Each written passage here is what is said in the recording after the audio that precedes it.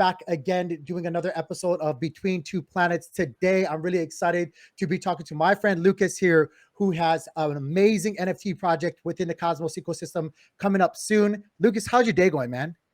Man, it's going great. Going Yeah. great. Good start into the new week for me. So super productive morning. I enjoy that. At least you're on time. I admittedly was not on time. This whole daylight saving things, I was all over the place, but you have your things together, sir. So kudos. Well, we don't have a daylight saving time change or anything like that here in Colombia, so it was a bit easier for me.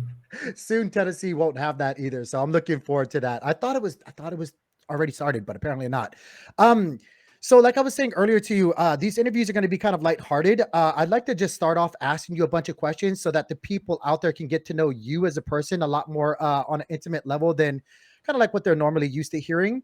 If you don't mind me asking, how did you find yourself first venturing into the crypto landscape? Do you even remember how that all started for you? Yeah. So I just looked for a way to, I guess I was like getting into investing. And actually, at first, the funny thing is like, yeah, I'm going to do this like the proper way, like get some ETFs, some stock, and some crypto as well. Uh huh. And so I started to buy some Bitcoin and Ethereum. I didn't know too much about crypto itself and the technology. I just kind of heard about the great gains that some people have been making with it. And I mean, it was, what was that? That was when Bitcoin was around 20K at some point before the bull run really started. So you Uh, got in relatively like lately. Like you got yeah, in what, maybe a year or two ago? it's about a bit more than 2 years now. Okay. So actually, time flies. But yeah, It I, does. I was relatively late on it actually, Okay. and then because the whole stuff started to pump like crazy, I was like, why would I buy ETFs and stocks? Like this just makes much more money.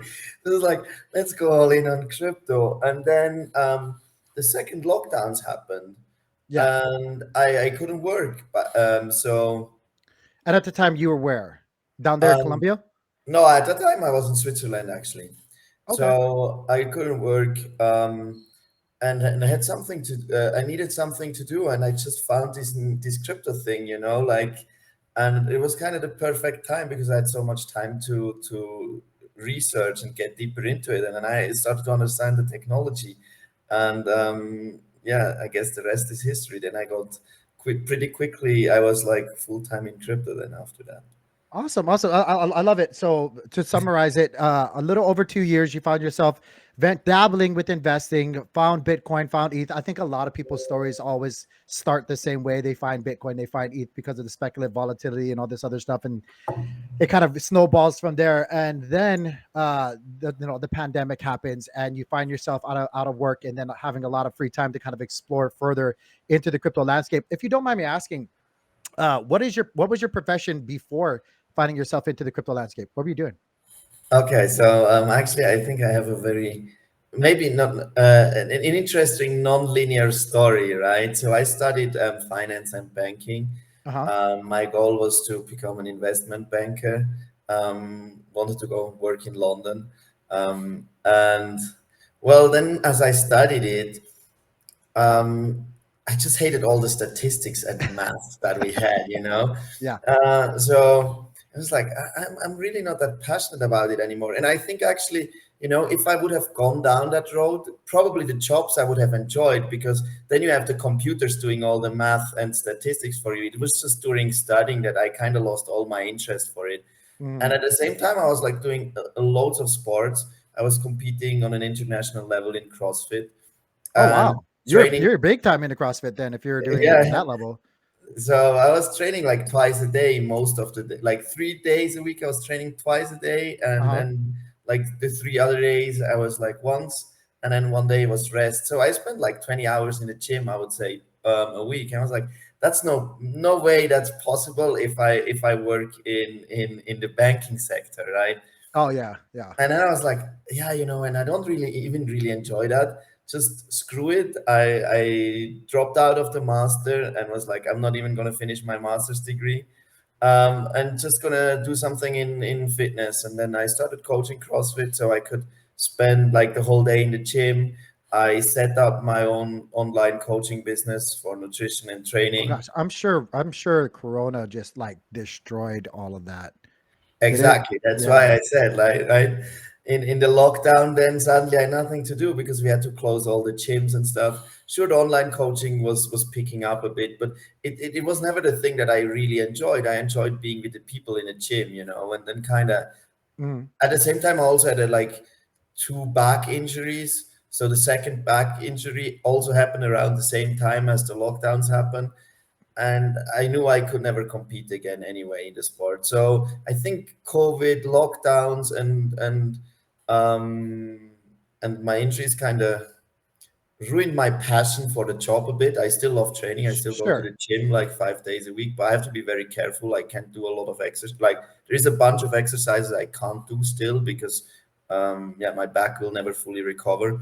So I was like, yeah, I think it's just time to move on in my life. So that's kind of how I then got back.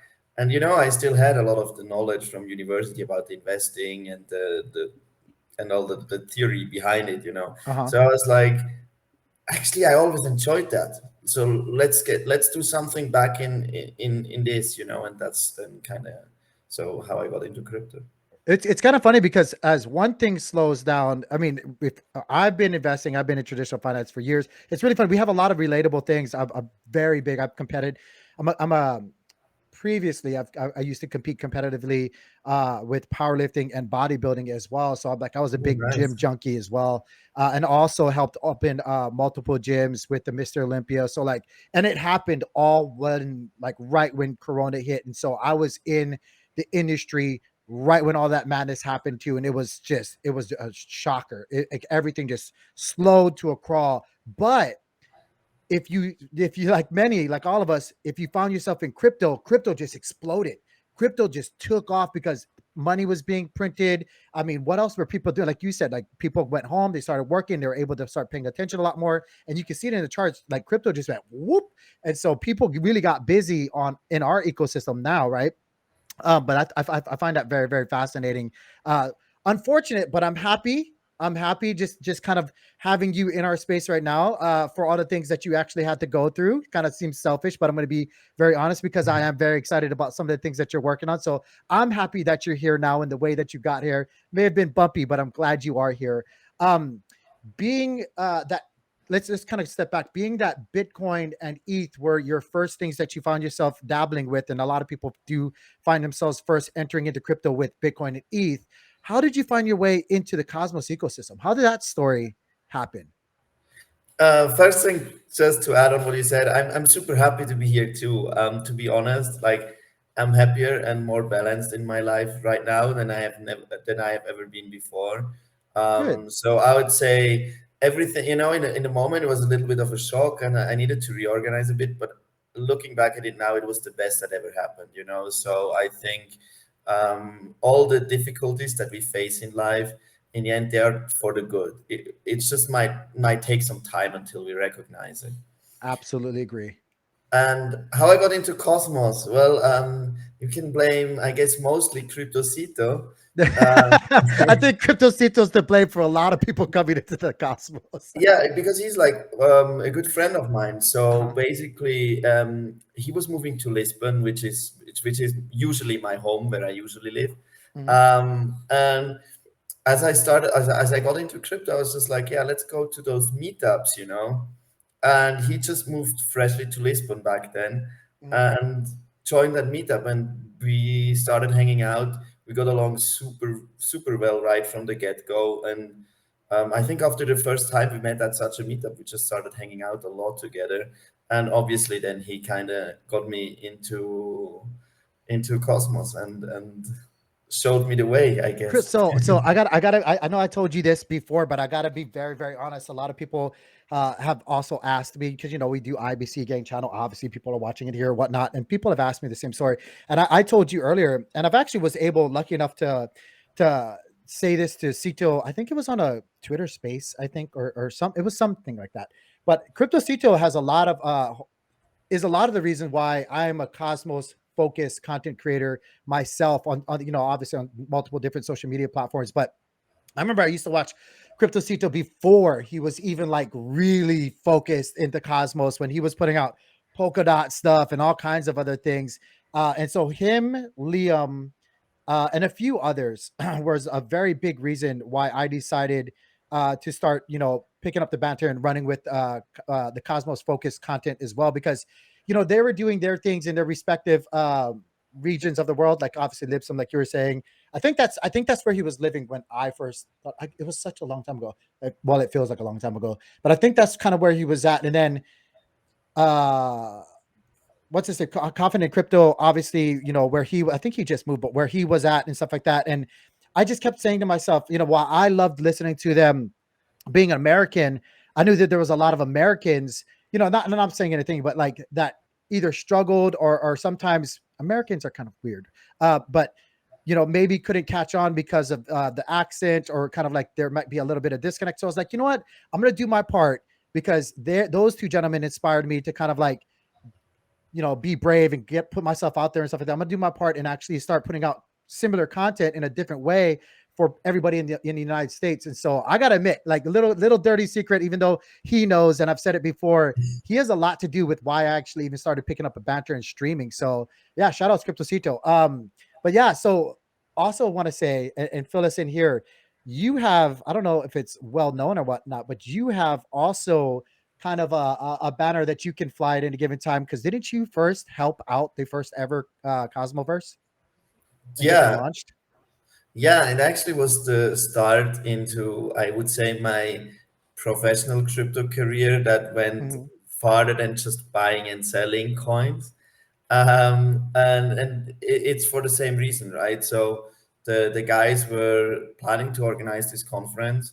We were hanging out a lot, and I was like, yeah, if you need any help, like I speak the language, obviously. I know some people here. I can help you guys out, and they were like, yeah, sure, that would be cool.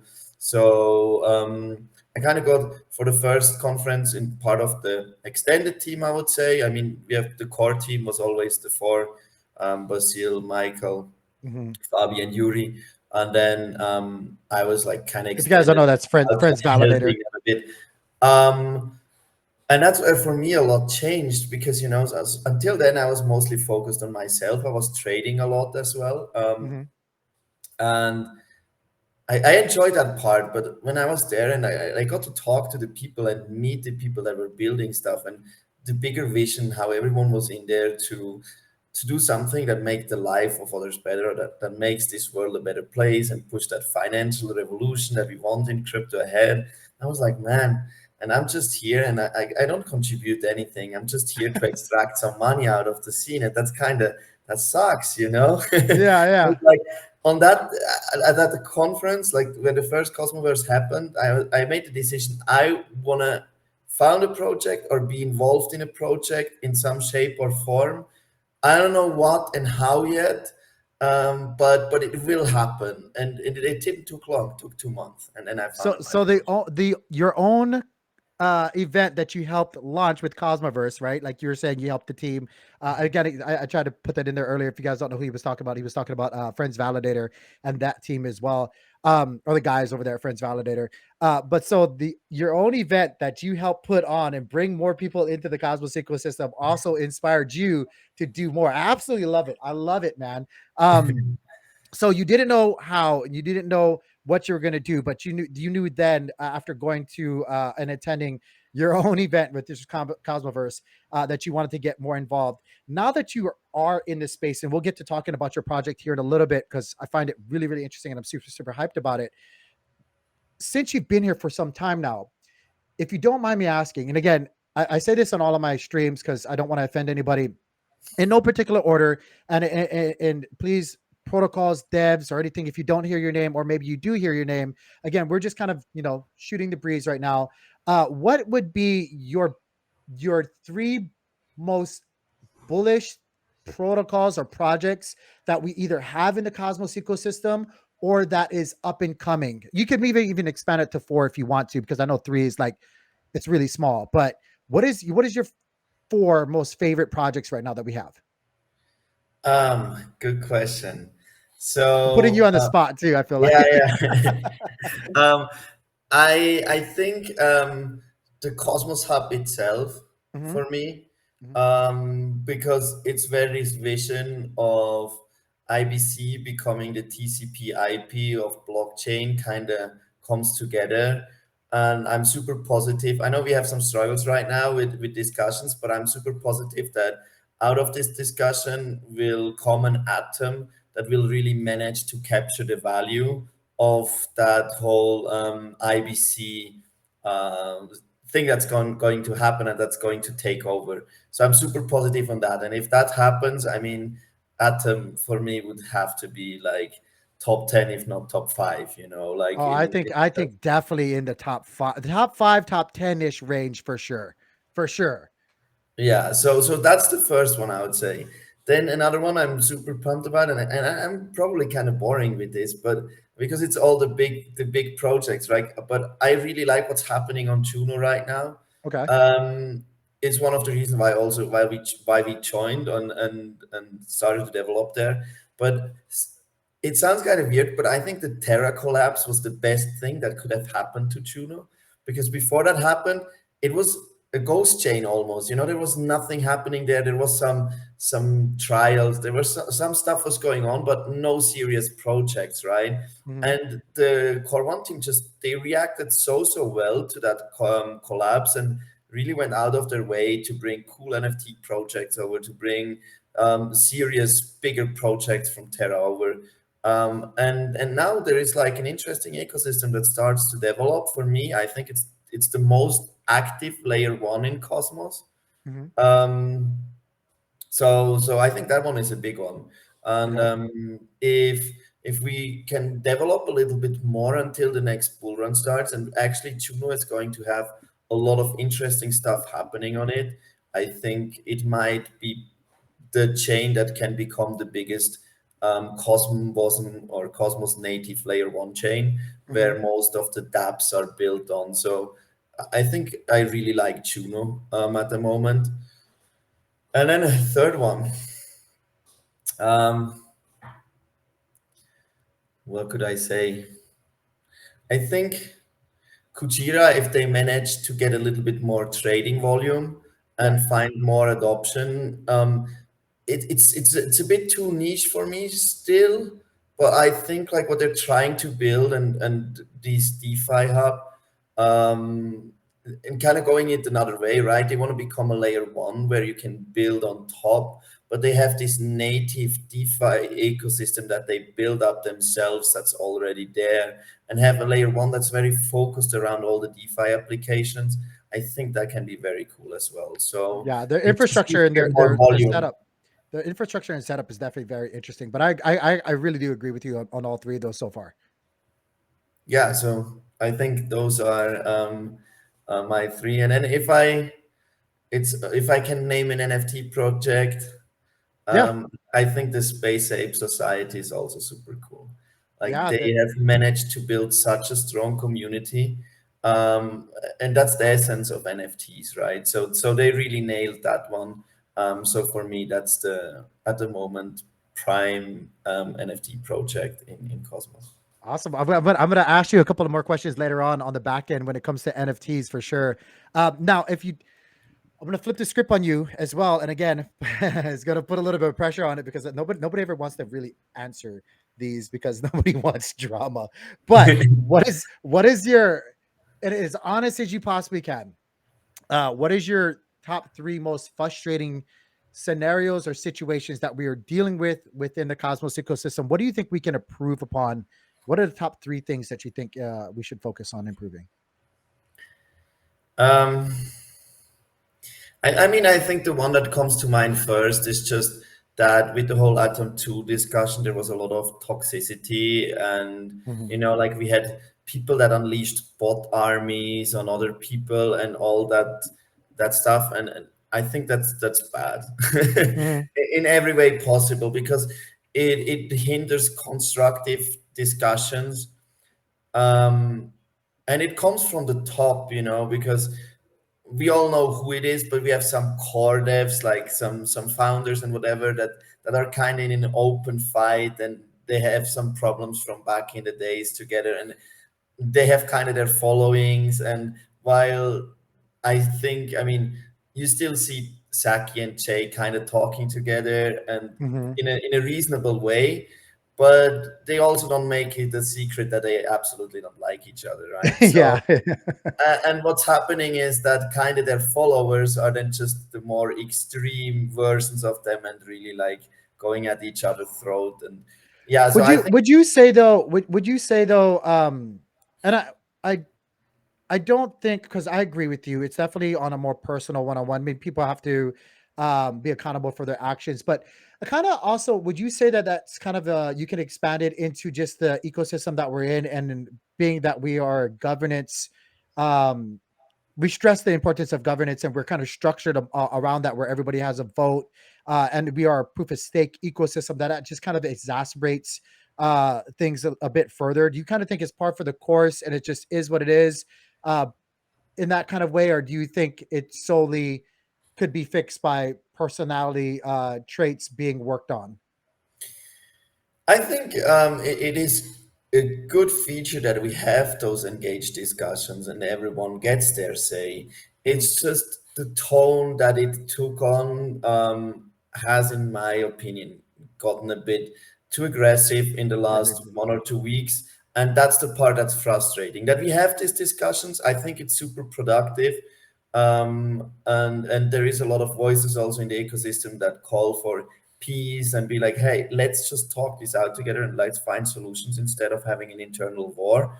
And I think that's the route to go. So like I loved when I saw Saki tweeting that, after Dokia and Cosmos Station voted no with veto, is like, I cannot imagine a Cosmos ecosystem without those two. They have been huge supporters.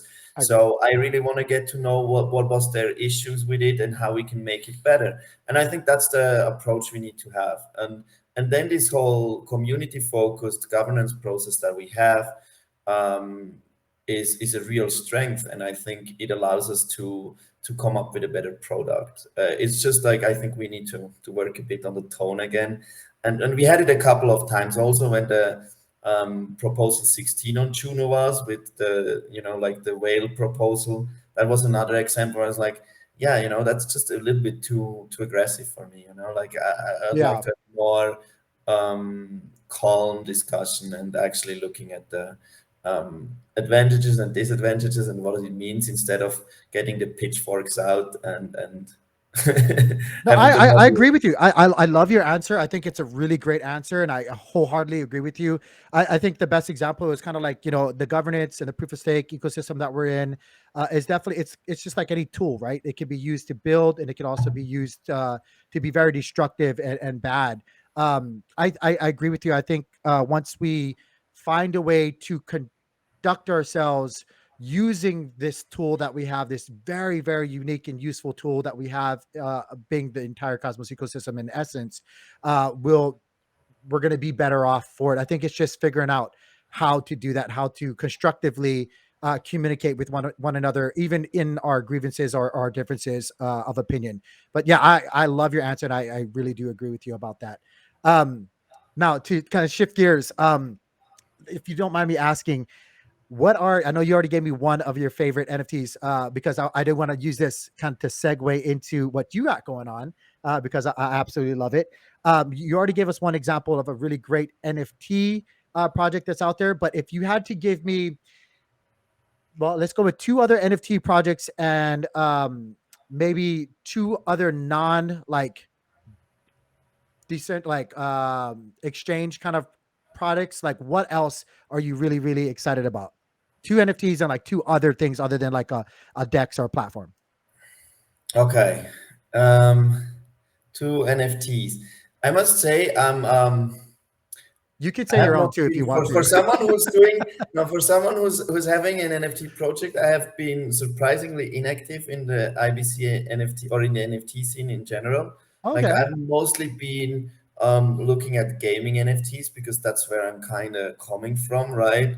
Mhm. And a lot of it I just get to know now. So I like really what you're doing. Honestly, I think that's the Maneki one is a Oh, super you cool don't one. have to say Maneki just because we're. But thank And you, thank you. And another one that's going to mint very soon, or maybe when this video goes out, I don't know when that is, has already been minted, is like the Space Kellys. EJ is a super nice guy. I love talking to him. He has He helped us a is. lot. He's a super nice Um, guy. so so this is another project I really like. They also have a great community. So I think those are kind of, yeah, I would say I can say Maneki and you're I also like Woman from Cosmos a lot. Maria is super nice Maria's as well. awesome. She's super nice. Yeah, and I like it because like she has the one-on-one art, which is something I think that's just a super cool feature that having a project where every single piece is actually drawn, hand drawn itself and not I had generated. her I had her actually commission a drawing of my wife. Not it wasn't NFT, it was like a personal one, honest, because I absolutely love what she's doing and the way that she's doing things. Not only as like an NFT creator or developer, but just like who she is as a person, what her arts. At least for me, what it represents and what she stands for. And so, like, I had her commission a personal piece of my wife, and it was absolutely beautiful. And she is such a nice person, like you said. And even EJ, um, again, just a nice dude, like a all around nice dude. So yeah, I agree with you. Those are great picks, great picks. What do you think about? I guess I'll kind of I want to because I'm like hoping you say it. So I guess I'll kind of like lead you in that direction. I'm super excited about Dao Dao. What do you think about Dao Dao? Yeah, I am too. And actually, I made a post today on our Twitter that I think DAO DAO V2, when it launches, Uh-huh. will be the one thing that is going to make a big, big difference for NFTs. So, because then you can use the NFT holding as voting for the DAO, right, instead of a token, Hmm. um, which is, I think, a great utility for any NFT project. Um, in terms, so I think DAO is it's huge. It's going to be something very helpful as well for Juno. I guess I forgot that to mention when I said why I like Juno as at the moment as what it's developing, and for me it's maybe one of the like my favorite Cosmos projects at this point at the moment. DAO is a reason for that, so I should have mentioned that earlier. But No, yeah, no, yeah, yeah. When you were saying Juno for your other pick, I'm right on board. I can fully admit, guys, I really, really am bullish on Juno. Again, guys, don't take this as financial advice. You do your own homework. You do you. Don't just listen to us. But I am very much bullish on Juno and very hopeful for its future. And so that's why I wanted to ask because I could see it how bullish you were with Juno, and I was like, I wonder if he's going to say anything with Dao. I'm really looking forward to forgot Dao, to mention especially. it. Yeah, yeah. But with Beneki, like you said, like I am very, very. I think DAO, especially with V2 coming out for DAO, and a lot of these communities in the Cosmos ecosystem, you're going to see a lot of amazing things happen, especially when that use case of staking NFTs for via governance and all these other things. Like it's going to be mind blowing. I'm super excited about that. Um, since we're speaking about NFTs, I think we put it off long enough. Tell me about what, or tell everybody else. I should say. I kind of already know, but tell us all. What are you working on, my friend? What do you got going on? Yeah, so I mean, I don't even see us necessarily as mainly an NFT project because Mhm. like we're coming from gaming, and I think there we can make a little step back into what happened between Cosmoverse and me starting the project Sure. because I used to I was very I mean I am very competitive. We talked about it with the sports, but when I was even younger, I was playing a lot of video games, and I was playing mainly Hearthstone, and I was actually playing that top Mhm. 100 in Europe, so like on a super high level, Oh higher wow, than I you ever are reached very in Cosmos. competitive. Like top 100 for the wow. In Europe, but Europe was kind of I think the biggest server. I'm not sure, Yeah.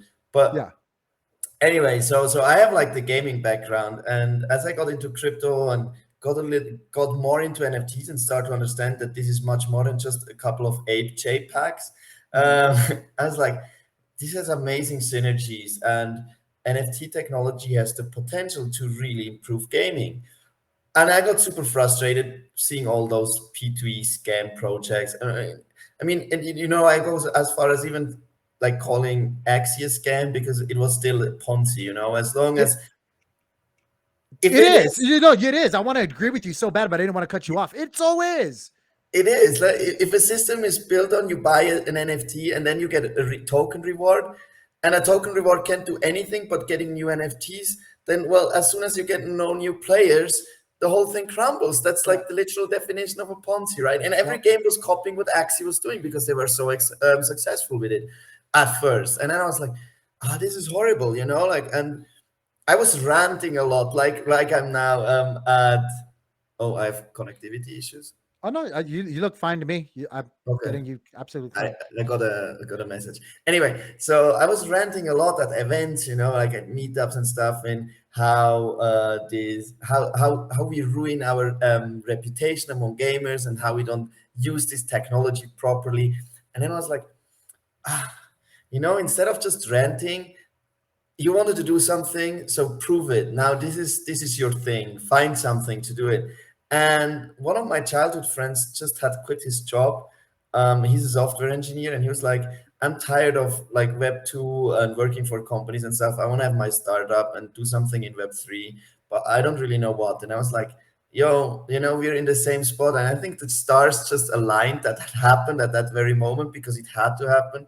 And so we founded this project together, and we're like, okay, let's create a great game and let's use NFT and blockchain tech to make the gaming experience better for the players, right? And that's basically how I got to have an NFT project. It's just because I see a lot of potential in the technology for the game. Right. But our main, when people ask me what are you doing, I'm like, we're building a blockchain game. Like I generally don't say we're an NFT project. I generally say we're a blockchain game because this is our main focus. Our core mission is creating a fun game that uses the NFT tech to improve the player's experience on the game and open up new possibilities for them to find value in the game itself. Okay. Okay. Let me. I'm gonna put myself on the spot and say this as well, but I'm not ashamed to admit this. How do you pronounce your project? How do you say it? Let everybody know how the correct way to say this is. What is it called? Um, I call it Kelepar. I don't think I don't know if it has a proper way or a wrong way. I don't mind too much. I guess it depends on the language, right? That you Yeah. usually pronounce it. But we're like, yeah, if you pronounce it English, it sounds kind of cool. So let's roll with it. No, I always hear because whenever I'm hearing other people talk about your project, I hear it, especially here with United people, like United States people, like you hear it one way, and then you would hear you say it, and some other people in the UK or whatnot. I'm like, I don't know what the actual right way to say this is. But so little, let's get a little nerdy because we were talking about this before. Where does the name come from? I don't think a lot of people understand this either. Where does that name come from? It's funny. We actually had another name first. Uh-huh. And then we figured out that there is some Asian influencer that has the same name when we Googled it. And I was like, oh, okay, that's not good because if people put the name in, like she'll pop out on every social media and everywhere. I They'll don't come even after you remember. too. They'll come after you if you don't want to take names for sure. Yeah, exactly. So, but it was like, because we were, I don't know what we were doing because the game plays in like kind of a desert setting, it's like this cyberpunk on a planet kind of like Tatooine from Star Wars, right? Where it's Yeah, yeah, mostly desert.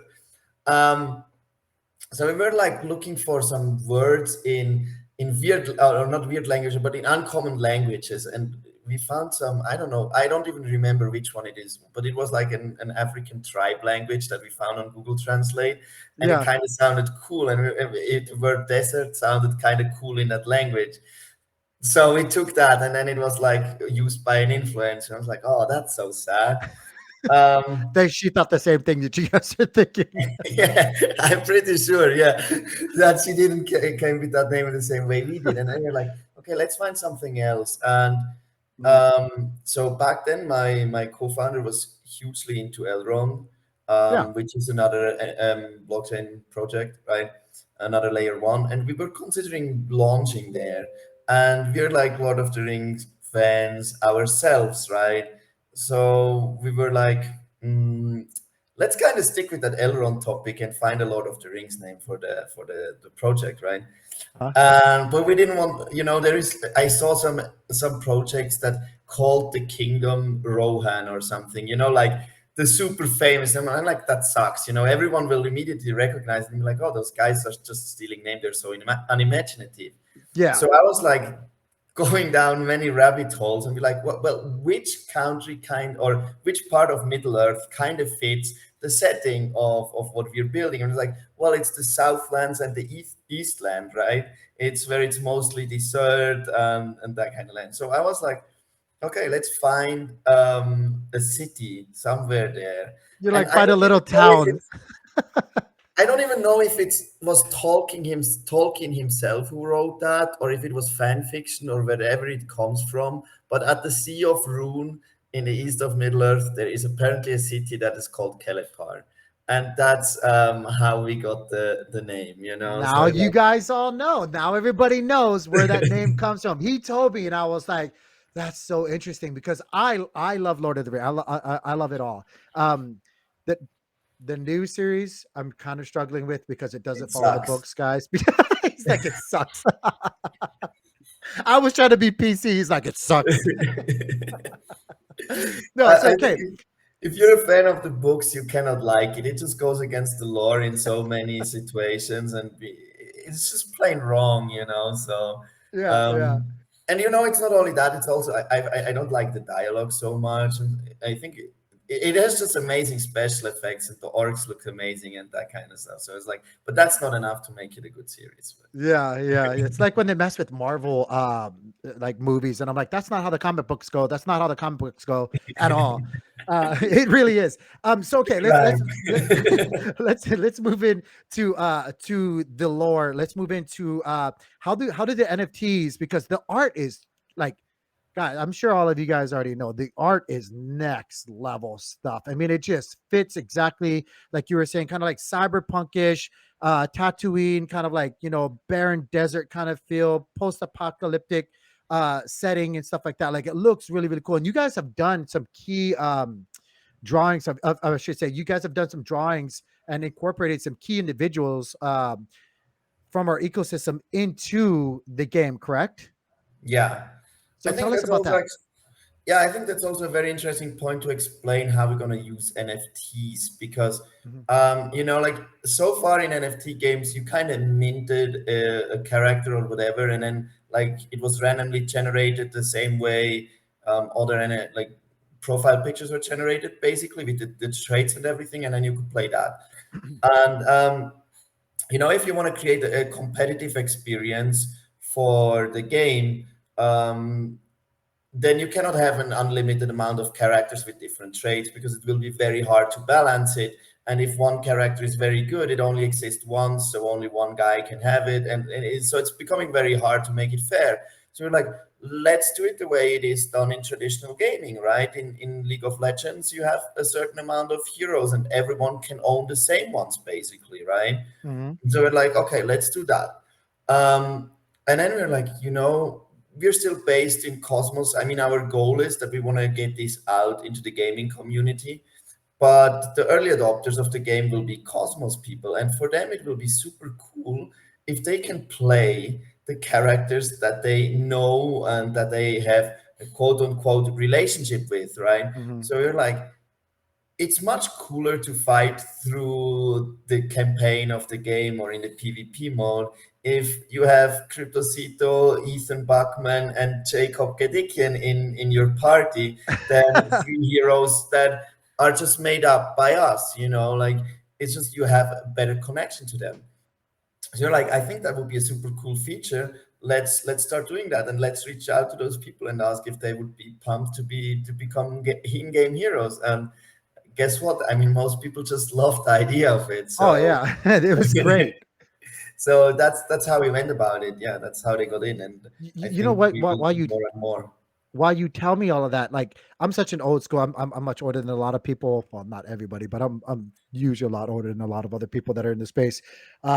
but I remember playing like old school, like I've played all of the Final Fantasies, even the very first one in Japanese and all that stuff. Like I was such a fan of Final Fantasy, and like one of the things, I don't know if you guys follow Final Fantasy or whatnot, but like throughout Final Fantasy, one of the things that they've always stuck with, there's always key specific characters that you could, like Sid or Cloud or whatnot, or like the Dragoon character themselves. Like I when you're saying like you could play through this and have even as far as you guys expand into, hopefully it does pick up and get mass adoption in the crypto world for blockchain gaming and all that stuff. But like I love the fact, because I immediately go back to those feelings of like I could always go back and count on the Dragoon's going to be really really cool, or like Sid is always going to be really really cool. Like you said, you have three characters in there. Sito, like you could always like go back and just feel that connection, because like you said, you're going to birth it here in the Cosmos ecosystem, and then no matter how far out that you go, they could always tie it back to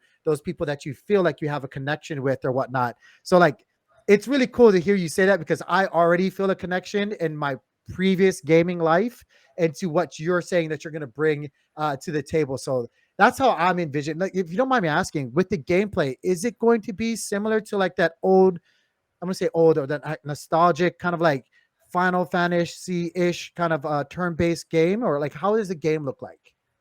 Yeah, I would say the battle system is very similar to what it used to be in Final Fantasy, or also Nice. how the old Pokemon game used to be, right? You have this turn-based battle system where you choose your abilities and you choose your targets. That's why I say more Final Fantasy than Pokemon, because Pokemon was always one versus one, right? In Final Mm-hmm. Fantasy, you had I played 10, Final Fantasy 10, so also an old one.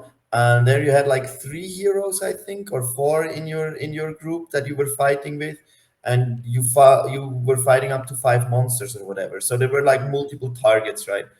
And you knew which yeah, you choose your target and your abilities, and you had the weaknesses and the strengths and all that stuff. So there was a lot of thinking going behind it, and that we definitely took over. Where it's going to differentiate from Final Fantasy is that our game is not going to be based on 3D.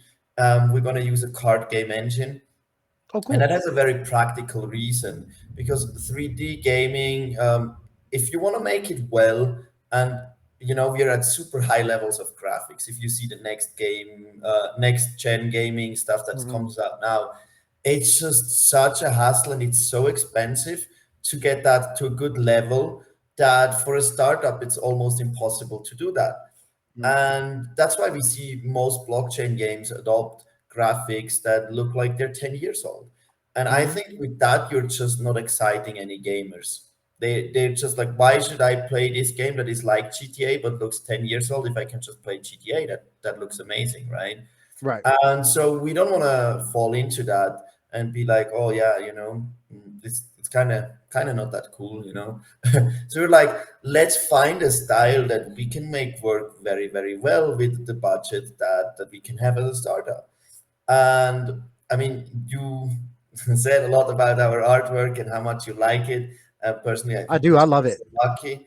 Huge. Our artist is maybe the biggest asset we have. Like, she's drawing amazing, and we're like, let's capitalize on that because we're very good at that, Mm-hmm. and let's create the game in a way that the artwork is the center. So when you do the battle system in a card game engine, you don't need to animate a lot, so that's a lot easier. You can put the artworks in the spotlight on the cards.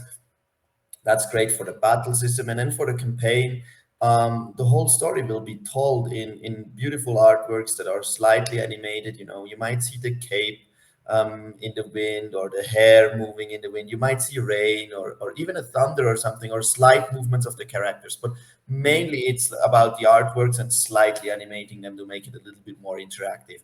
And then I guess part of the story, like when the narrator of the story will tell what's happening, then I we aim to have that voice recorded, and then the conversation, when you can go down thousands of different conversation trees by giving different answers. Then again, to make it a little bit easier, that will be reading, and yeah, a lot of reading, yeah, and reading the conversation, choosing your answer, reading the reaction of the person that you're interacting with. Therefore, it will have very much this old school RPG feeling, I would say, in that way.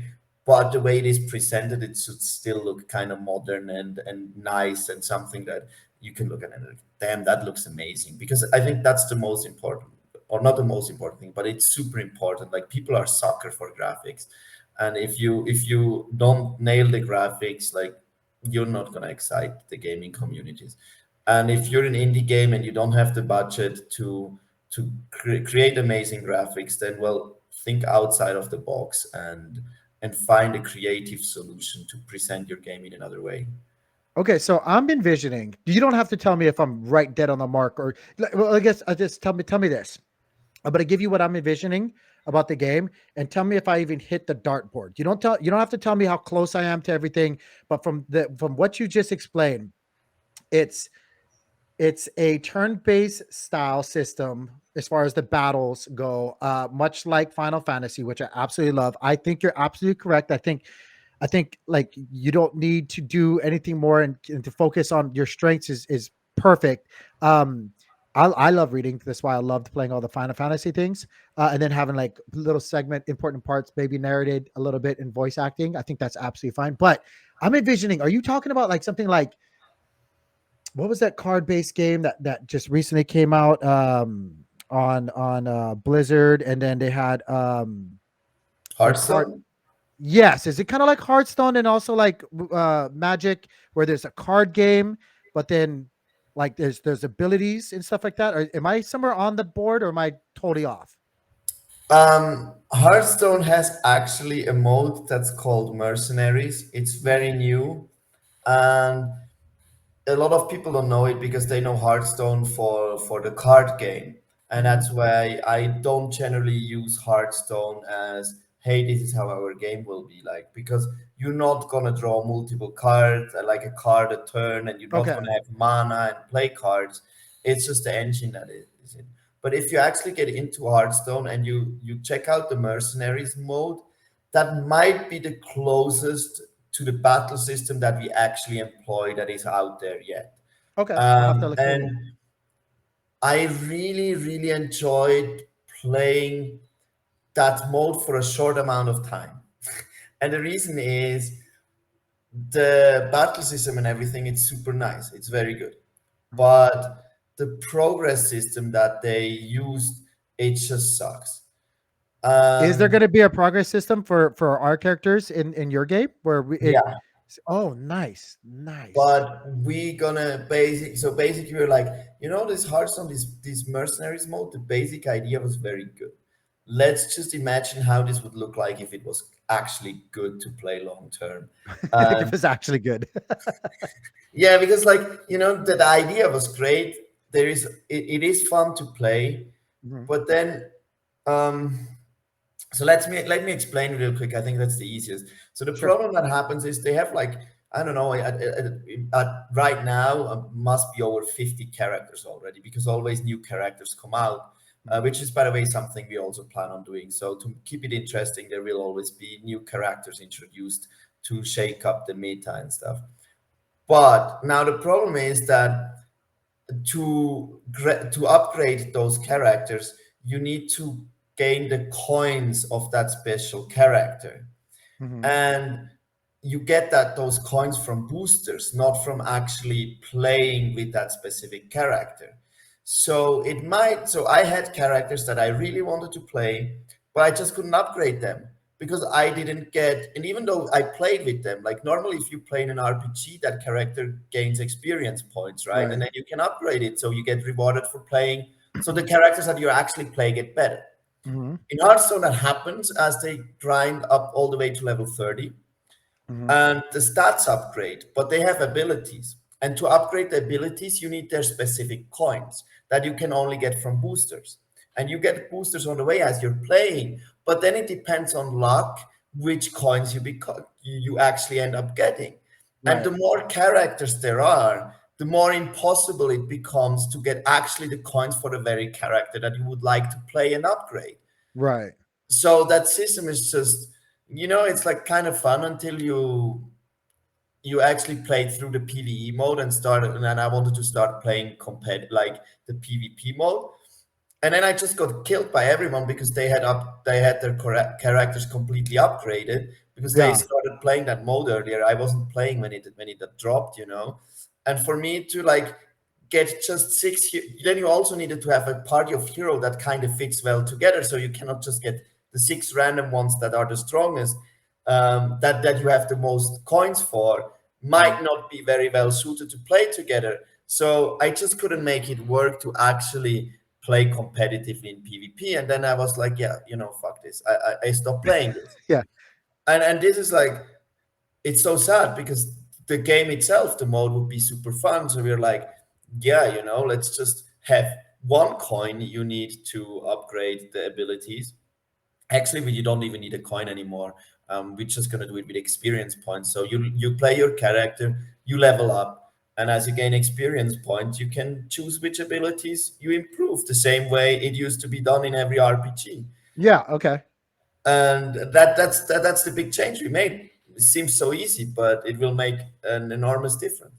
I think that's a better change, to be honest with you, because like that, I'm envisioning all the other games that were I would play like I know it's not exactly similar, but like you could play Overwatch and or whatever game that you're playing, and then you get their little battle things, and it was so random, and it was like, oh great, I don't even play that character, so I don't care, like whatever, and then you keep playing in hopes that you get that skin or that upgrade that you want for that specific character, and it's like you can play for days or weeks, and like then you never get them. It's just like, and you've already played through the campaign. You're just like, forget it. I don't want to keep playing Yeah. about this now. But yeah, no, I like that more because you're rewarding the people for the effort and not just randomly giving them luck draws, which they could get fed up with. So I think that was the smart move. Um, when I don't know if I can ask this because you might not be able to answer this. No, When you can ask drop for the anything. NFT? Huh? You can ask anything. Okay. So when drop for the NFTs, and then when maybe I'm prematurely asking this, but when are you guys expecting game launch? How does that look? All right. So we haven't had the exact date fit, but it was already leaked on one space. So we're aiming for the 24th of November. It depends on if we can finish the collection in time, but I Mhm. just had a chat today with my team and we're ahead of schedule. So I think it's likely going to be that the 24th happens. Um, if not, it's going to be slightly later. Then we have to find. It's going to be maybe delayed by a week. We'll see. But it will be. Our goal is to have it end of November, definitely done. And Okay. I think we're on a good track to get that done. Um, Christmas comes early, guys. Christmas comes early. Christmas in November.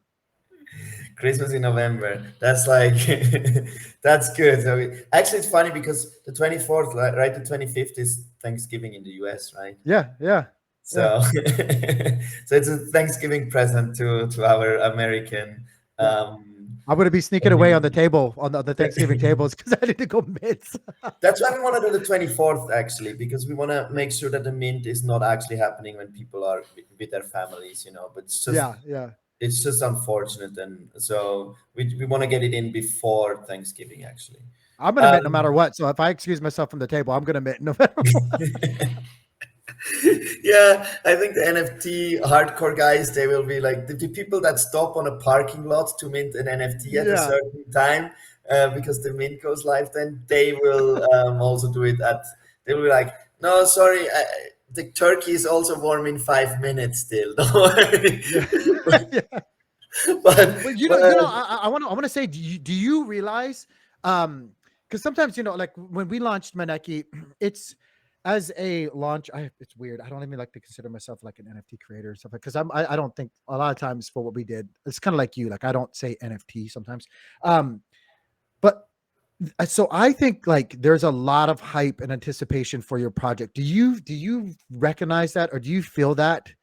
How does it feel for you with an upcoming launch? um, Are you nervous?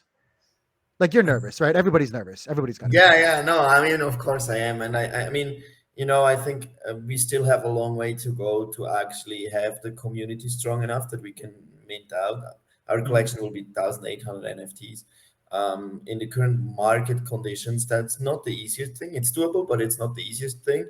So I'm definitely like I'm still feeling at the moment actually the pressure to be like yeah, let's be active. We push the community and educate the people about what we're building, because I think, like as you said, our art, I think almost everyone in Cosmos has seen our art. It's just they don't know who we are. They just have seen Bro, like you guys could mint out just for PFP sakes. Like, I know you don't want to do that, but I'm telling you, the art is so good that I could, like, I don't not to put pressure or expectations or what like out there, but like as a community member, like it's.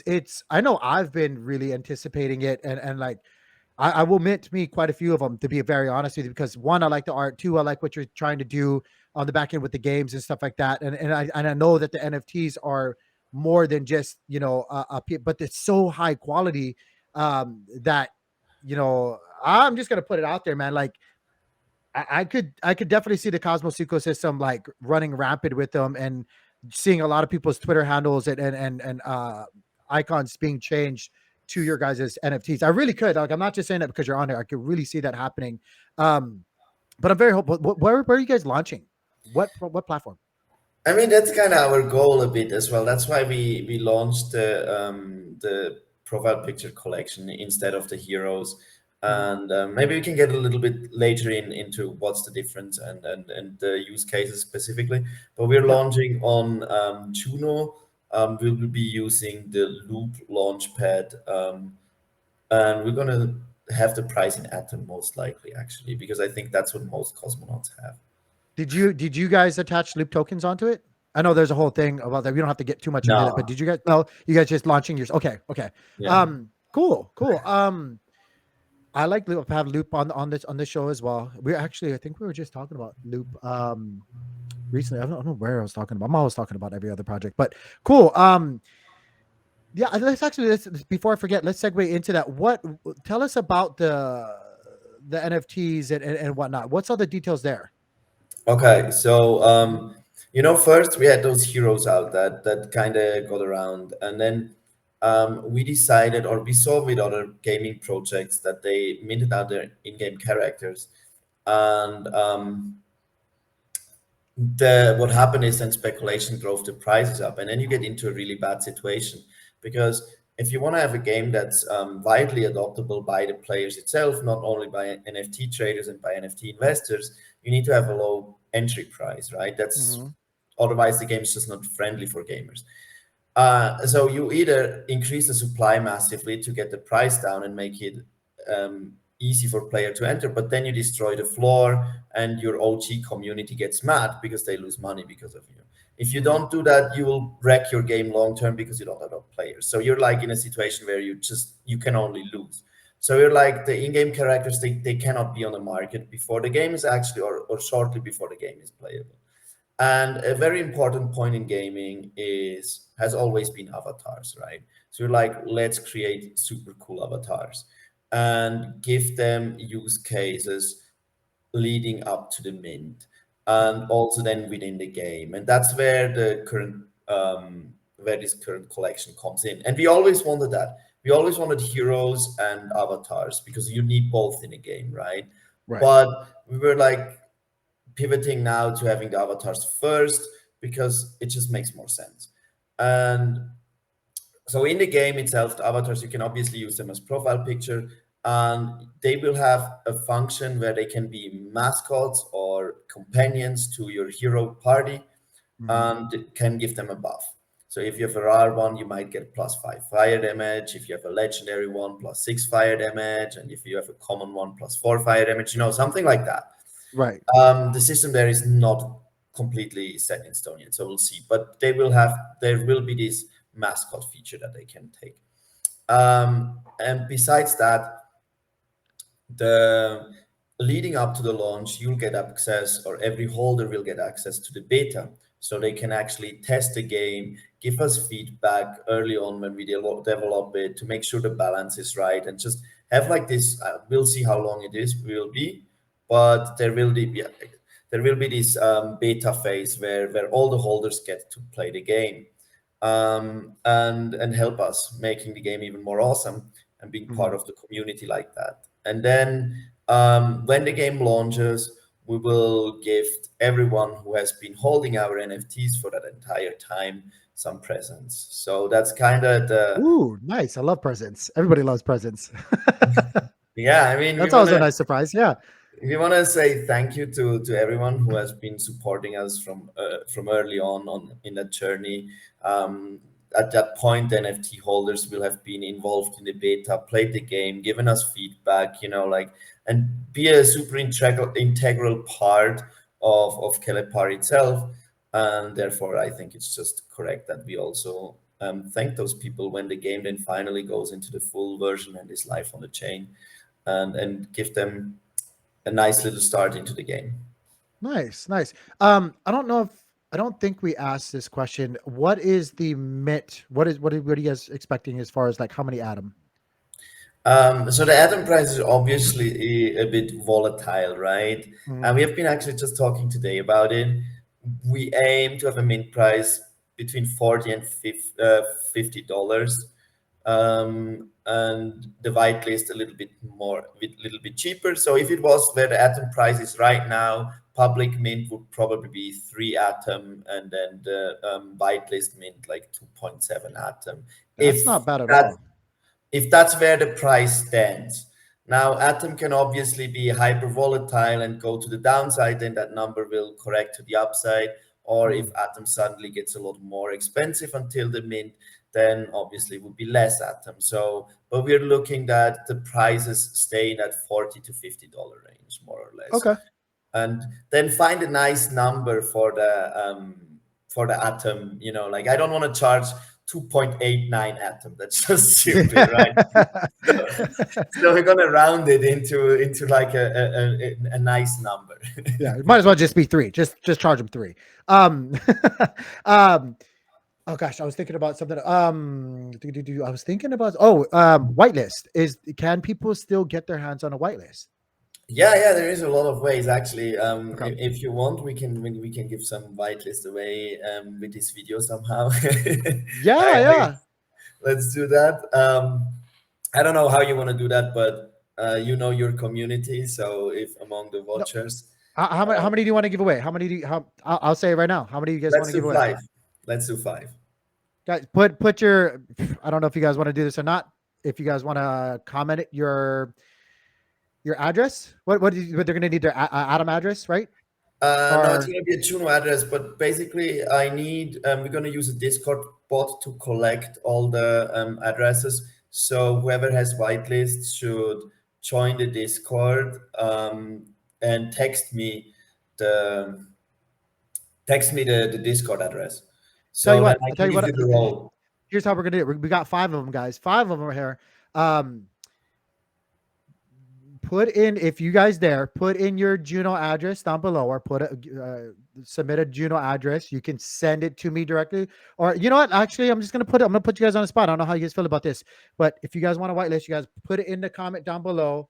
Uh, your Juno address. I will pick 5 at random in 24 hours after putting up this video, and I will send it over to your Discord.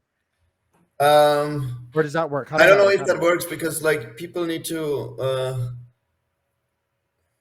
I mean, we can add it later on, but the thing, the way it works is people come in, they get the whitelist role, and then they can type their wallet address into the bot, and the bot will then generate the file with all the whitelist addresses in there. So like that, we don't even have to create anything. It's just the simplest process. We just click export, and we get a file. But so I will need 5 Discord accounts that put their whitelist in. That's kind of the problem.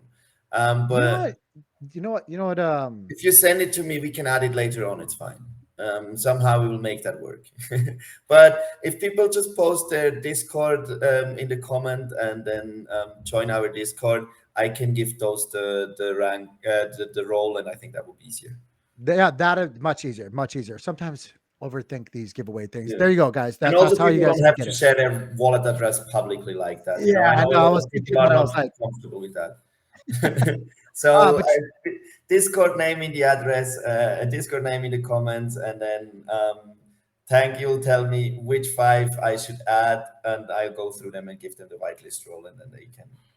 There you go. That sounds much better. Even when I was saying put your address down, I was like, "No, I don't even know if I want to do that. But yeah, that sounds much better. You guys heard it. That's how you guys could possibly get it. We'll pull it in 24 hours after we release this video, and I will get that over to you. Man, we've been going on for almost over an hour now. Time flies. I swear, every single time I'm like, I'm going to keep this 45 minutes or shorter if I possibly can. But I absolutely love these. I love these. It's so chill to talk. So Yeah, it's just like hanging out, having a conversation with a friend, and then time flies, you know. So I very yeah, much yeah. enjoyed this. I could keep going, you know, but I then definitely could too. probably But for get the too long for people to watch. Yeah, for the sake of the viewers, guys, if you guys have lasted this long, please don't forget, drop a thumbs up, subscribe to the channel. I'm going to leave their information or your information in the links down below. Don't forget to follow them. Follow along with the project, join their Discord. I'll put all of that down below as well. And let's actually, I invite you, let's do a follow-up video. Let's do a follow-up video after the launch. And let's celebrate, because I'm anticipating that you guys are probably going to mint out, man. No pressure, but I'm anticipating you guys are probably going to mint out, bro. I feel a bit pressured, but no, I'd love a follow-up video. And yeah, definitely, like I would recommend everyone who's interested, join the Discord, be active. You can earn the OG role. What's super cool is we're gonna do one hero designed after someone out of the community. So if Ooh. among everyone who's active, you can become a playable hero, and then people can play with you next to Cryptocito and Jacob and fight against the enemies of Cosmos. So I think that's super cool. That's super And cool. at the moment, like leading up to the mint, we have regular whitelist giveaways. We host quizzes where you can win some Juno and whitelist spots. We host. We're gonna host a poker event that should be released super soon as well. So there's gonna be a lot of fun stuff that you can do within the Discord and win yourself some nice prizes as well. So I think it's the place to be and get the whitelist spot if you don't win it here in the video. I didn't even ask the most important part about the whitelist, though. I didn't ask the most important part. I'm glad I remember this. For whitelist, is there a set amount that they can actually mint, or can they mint in like whatever? If a whitelister wanted to mint your whole thing out, could they do it? Or is there a limit? Um, Good question. We haven't like decided yet on how many NFTs each whitelist can mint. We want to Mhm. make it so that it doesn't necessarily need to go to public. Like the whitelist will likely be able to mint the project out, but not only one person. Right, yeah. You So obviously don't want one person playing your there game. will Yeah. be a limit to how much people can mint, but I think it depends also on how many whitelist spots we actually give out until then. We have Okay. 1,600 and 1,800 NFTs. So if I have 1,800, if I have 600 whitelist spots, I would probably allow everyone to mint four. Then that would still should ensure that everyone can mint, but it might not go public then. So it will be something like that. We'll see how many whitelist spots we actually have given away when the mint happens, and then decide based on that. But it will be multiples for sure, and the whitelist will be able to mint the project out maybe. Well, awesome, awesome, man. I really enjoyed this conversation, bud. Really enjoyed this conversation, and I'm Me super, too. super excited for you guys. I can't wait to see where you guys go with everything. I'm obviously, if you guys can't tell, I'm super supportive. But yeah, I wish you a great day, my friend, and thank you so much for your time. Thank you so much for having me. I really enjoyed this super chill talk. I enjoy the format that you're doing so much of this show. So I had a lot of fun here. Thank you so much for having me on, and thank you so much for your time as well. It was a huge pleasure, and have a great day as well, friend. I really Awesome, guy. appreciate the support. So thank you so much. Awesome, man. You have a good one as well. See you later, guys. Peace. Peace.